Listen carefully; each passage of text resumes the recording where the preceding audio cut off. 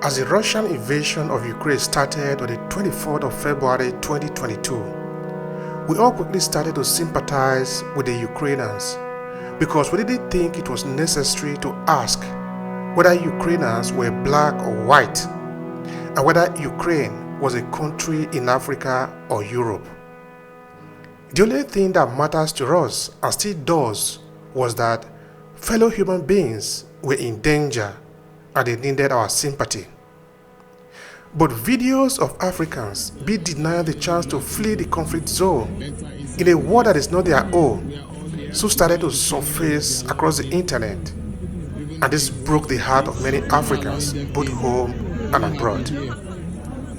But why did the Ukrainian officials choose that form of treatment for their Africans and not white visitors? Was that a mistake? Or is it us, the Africans, who have not yet understood the message written on the wall?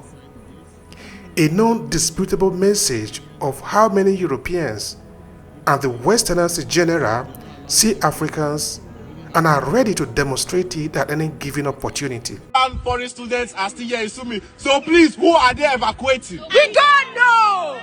Africans, we're Southern Africans, we're all here stuck.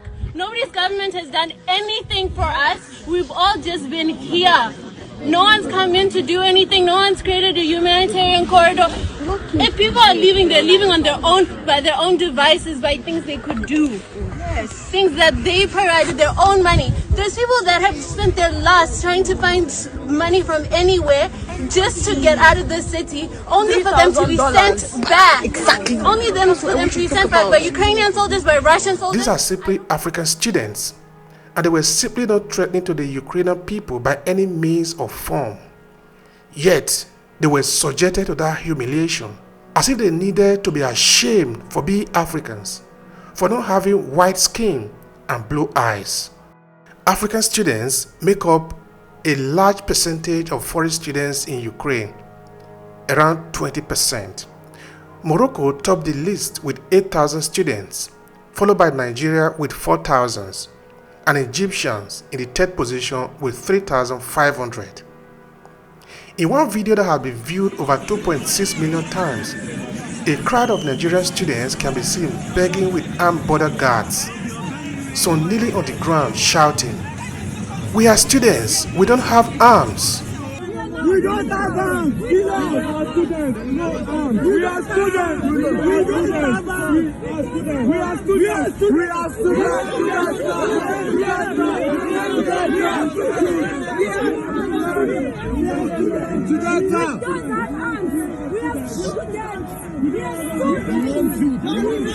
Some kneeling on the ground shouting, "We are students, we don't have arms."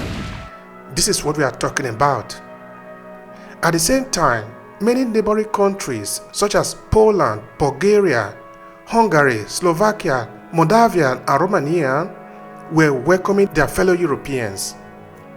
And even though they knew that these Africans were fleeing Ukraine, they decided to come up with flimsy excuses, bureaucracies, and fancy interpretation of the law. These are no longer Ukrainian officials. These are other European border guards treating the African students who were fleeing their European conflict exactly as their Ukrainian counterparts did. So I ask the question again, is that a mistake? Or it is we, the Africans, who do not understand the message written on the wall?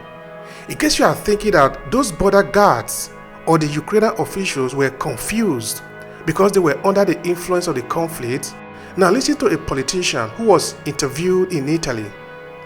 At least there is no conflict in Italy, so pay attention. Se c'è una donna africana che scappa dall'Ucraina, la devono accogliere secondo lei o no?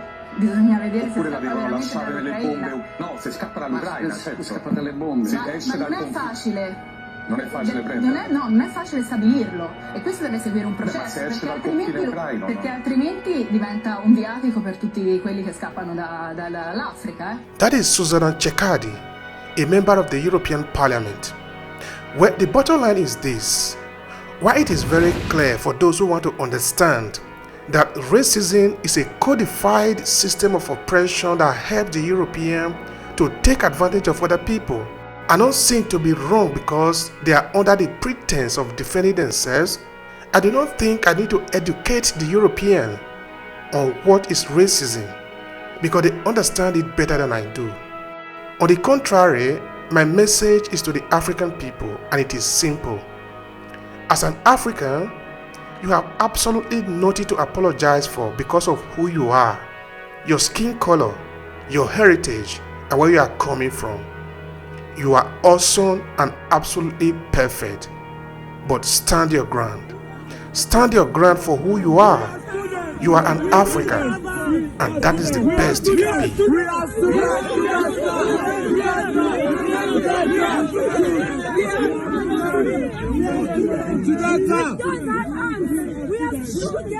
We are students.